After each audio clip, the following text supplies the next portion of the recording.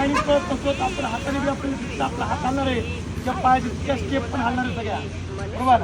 मग आपल्या हँड तिथं जर फास्ट झालं तर आपल्या ते पायला पण आपल्या जवळ पण 100 मीटर मारत असतात किंवा 1600 मीटर शेवटचे 200 मीटर असतात 300 मीटर जे शेवटचा इव्हेंट आहे हा इव्हेंट आपल्याला फायदेशीर होतो बरोबर ना.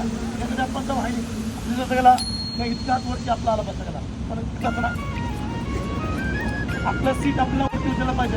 आपलं जितकं सीट उचलणार आहे तितकं आपल्या हँड तितके फास्ट होणार सगळं बरोबर ना. तरी तरी का